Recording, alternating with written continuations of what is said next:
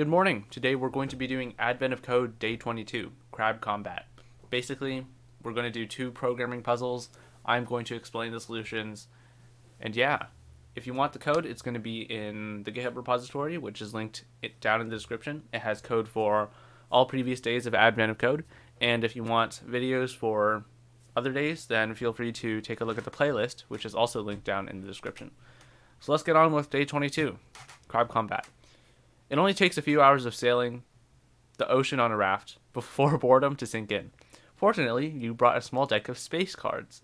You'd like to play a game of combat, and there's even an opponent available, a small crab that climbed aboard your raft before you left. Fortunately, it doesn't take long to teach the crab the rules. Before the game starts, split the cards so each player has their own deck, your puzzle input. Then the game consists of a series of rounds. Both players draw their top card, and the player with the higher valued card wins the round. The winner keeps both cards, placing them on the bottom of their own deck, so that the winner's deck is above the other card. If this causes a player to have all the cards, they win, and the game ends. Okay. For example, consider the following starting cards. Okay. This arrangement means that player 1's deck contains 5 cards, with 9 on top and 1 on the bottom. Player 2's deck also contains 5 cards, with 5 on top and 10 on the bottom.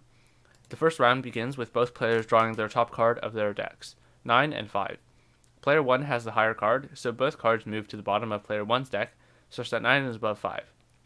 So it takes 29 rounds before a player has all the cards. Okay. Once the game ends, you can calculate the winning player's score. The bottom card in their deck is worth the value of the card multiplied by 1. The second from the top card is worth the value of the card multiplied by 2, and so on. With 10 cards, the top card is worth the value on the card multiplied by 10. Okay. The winning player scores 306. Okay, play the small crab in a game of combat using the two decks you just dealt. What is the winning player's score? Okay, so this shouldn't be too difficult. Let's just copy the input and get started. I'll see you in a bit.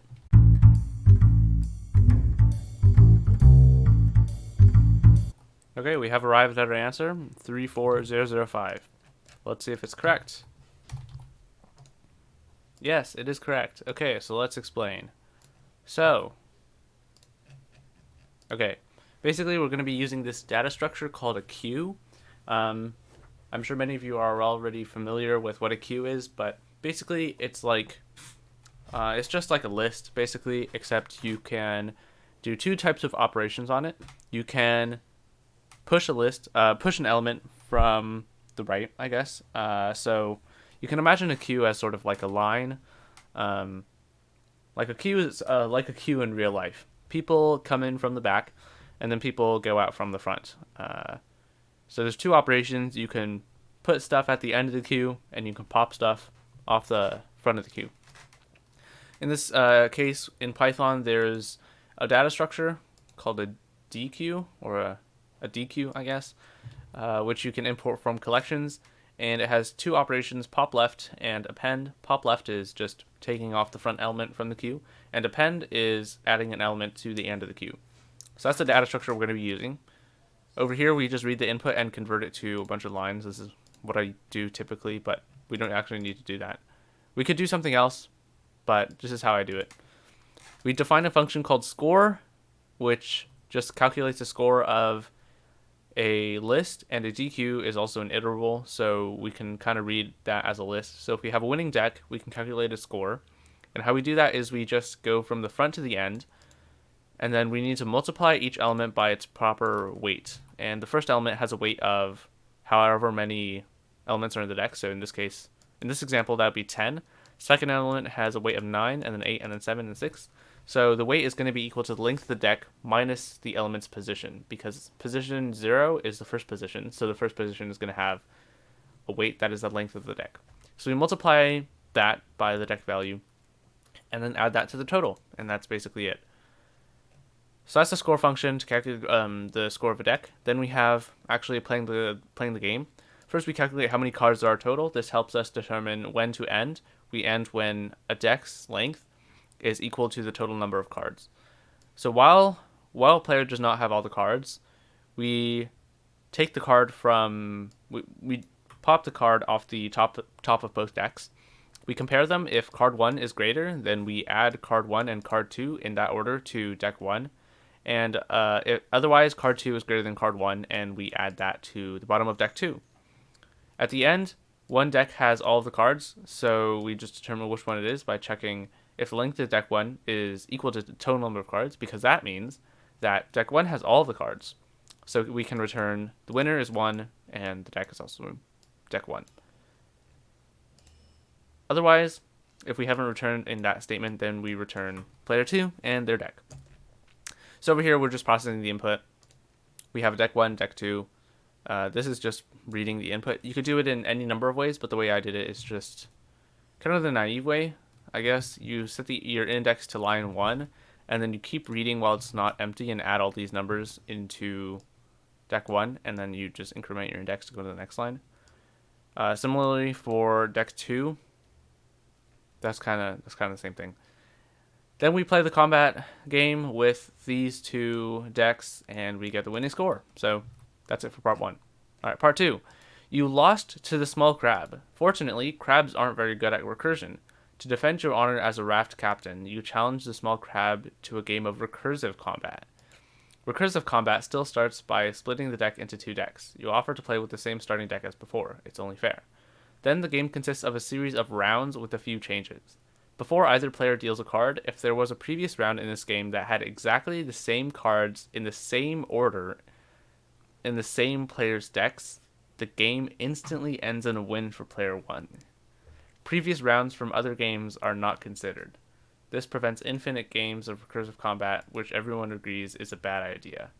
Okay, let's read that once more. Okay, this is strange. Let's keep reading. Otherwise, this round's cards must be in a new configuration.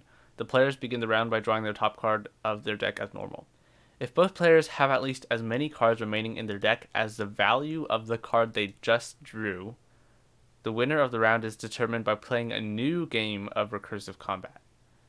Otherwise, at least one player must not have had enough cards left in their deck to recurse. The winner of the round is the player with the higher valued card. As in regular combat, the winner of the round, even if they won the round by winning a subgame, takes the 2 cards dealt at the beginning of the round and places them on the bottom of their own deck, again so that the winner's card is above the other card. Note that the winner's card might be the lower valued of the 2 cards if they won the round due to winning a subgame. If collecting cards by winning the round causes a player to have all the cards... Okay. This is very weird. Small game that would loop forever without the infinite game prevention rules. During a game of recursive combat, if both players have at least as many cards in their own deck as the number on the card they just dealt, the winner of the round is determined by recursing into a game of recursive combat. Isn't that what they just said?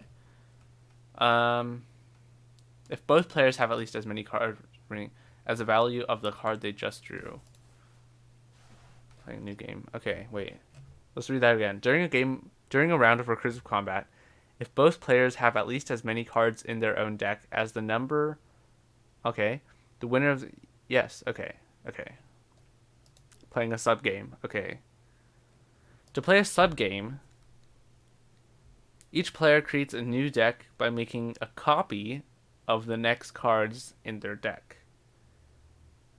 The quantity of cards copied is equal to the number on the card they drew to trigger the subgame. Interesting.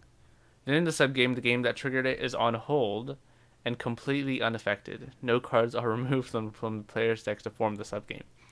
For example, if player 1 drew the 3 card, their deck in the subgame would be copies of the next 3 cards in their deck. Okay, it makes sense. Here's a complete example of gameplay where game 1 is the primary game of recursive combat.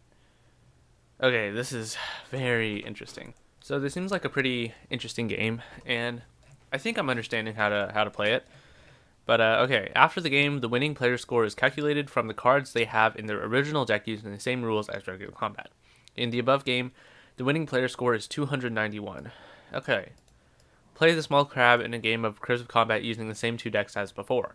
What is the winning player score? Okay, I get a feeling that the crab's not going to understand these rules either. Because I'm going to have to read these once more. So I'll be back in a little bit.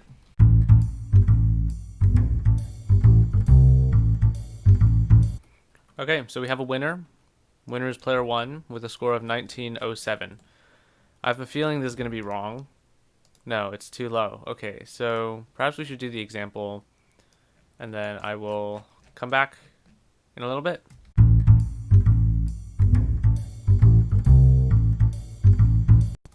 Okay, so that took a little bit to run, but only a few seconds, so our answers were correct. Our answer is correct. Okay, that's great. So let's explain day 22. Okay, so we're playing a game of combat, except it's recursive this time, and there's a bunch of new rules.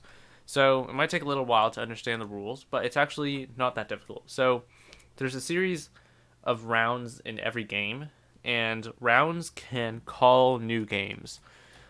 So it's recursive. It's recursive. There's games, and inside each game is rounds. Each game is a totally contained subunit. So a game has every game has a result, which is a winner, and yeah, every game just has a winner. And inside every game, there's a series of rounds. If a round meets certain requirements, it can call a new game, and the winner of that game determines the results of that round. So let's actually start by explaining the details. So at the beginning, there's going to be one root game, and then inside this game, there's going to be a bunch of rounds. Inside a round, if this round has been repeated before in the same game, then we know it's going to start to loop forever because this round has been duplicated before. So we're not going to repeat that, and the winner of the game is just going to be player 1. Remember that games are subunits, so it's not the entire competition. It's just the game that player 1 wins. Otherwise, the two players draw their top 2 cards. If both of the cards, if the value on player 1's card is less than or equal to the number of cards they have, and player 2 also has more cards than the value on their card, then they play another recursive game. They play another game of recursive combat. And the winner of that game determines who gets to keep both cards. Again, the winner's card goes on top of the loser's card. Otherwise, if the players don't have enough to recurse, then the winner of the round is just the one with the higher valued card. Okay. This is basically it. That's basically it. It might take a little while to think about it. I can't really offer any good ways to think about it, except to think about every game as a subunit, and a round can call a subgame to determine a winner for that round. So who gets to keep the cards. So this basically just requires a little bit more implementation. So you can see it's kind of the same. We actually don't need LU cache over here, so I'm going to get rid of that. So I renamed it to play recursive combat just to make it a little bit more descriptive. Over here we have these print statements. They're really not necessary. So we still have total cards and deck 1 and deck 2. So we also need to keep track of history inside this game. And history basically just keeps track of what rounds we have seen before. So we still do the same loop. So while both players haven't had all the cards yet, we look at deck 1. We turn that into a tuple because tuples are hashable. So that means we can store them inside a set. So we store deck 1 and deck 2 as tuples inside history. And history just recounts the rounds we've seen so far. So every round can be described uniquely by the player's hands. So we can store this round in history with this line over here. But before we do that, before we store it in history, if it's already been in history, then we know that this round has been repeated before. So we can simply return that player 1 wins the game. We also want to return a winning deck, but we don't actually need a winning deck in this case because it doesn't really matter. Because the subgame's deck doesn't really matter. I just repeated myself. Alright, so if the round has not been repeated before, then the instructions say over here, it must be in a new configuration. They begin the round by drawing the top card from each of their decks as normal. So that's what these 2 lines are for. It appears in part 1 as well. So Okay, and then if player 1, the number of cards in player 1's deck, if that's greater than or equal to the value of the card they just drew, and the same is true for player 2, then they play a subgame, a recursive subgame. And that's what we have over here. We want to copy the first card 1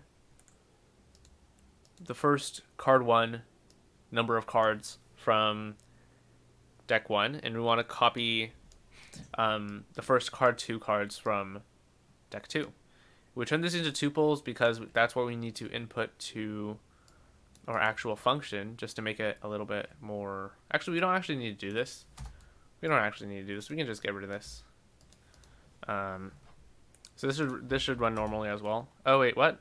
So this should run the same and have the same answer. You can just see it's running over here. So we make copies of those. Oh wait. What? No. I messed up. Hang on. Sorry. So we can just turn it into a new DQ. See, it runs pretty fast, and then turn that. Just take the first card 2 cards from deck 2, first card 1 cards from deck 1. Make those the new subdecks for the subgame. Play the subgame, and then the winner is determined through the subgame. Otherwise, they don't have enough cards to recurse. That's what it says over here. Then the winner is just like whoever has the higher card. And this syntax is actually called a trinary operator, I think. Something like that. I don't know. Something like that. If Python does this really weirdly, so it does value, if statement, otherwise other value. So if this statement is true, then the value it returns is this. Otherwise, the value it returns is this. So if card 1, the value of card 1 is greater than the value of card 2, then return 1. Otherwise, 2. And that's the winner. So after that, whether we've played a subgame or we haven't, we still have a winner either way. If the winner is 1, then we add those cards to deck 1. Otherwise, we add those cards to deck 2. At the end of that, one of the players has, again, all of the cards. Same as part 1. So we just return that. And this part is the same. Whew. So yeah, today's problem required a lot of rules and a lot of interpretation of how it actually works. But I think it was pretty fun. Hopefully it made sense. If it didn't, feel free to ask a question in the comments, or ask it on the subreddit, or DM me on Discord. Anything is fine. But yeah, I think today was pretty fun. It was pretty relaxing after the confusing previous days. So yeah, I want to say, I guess, thanks for watching. And as always, you can check out the code, which is linked down in the description, as well as a playlist for all other videos. And oh yeah, if you're staying this long, I finished Yusuko over the weekend. I did Gold Division, and it was very difficult. So I'll still be making a video about that once I manage to solve the problem, whether it be by reading the solutions or actually solving it by myself. I will make a video about that soon. So if you have any other feedback, as always, just leave it in the comments, and I'll see you tomorrow with day 23. Goodbye.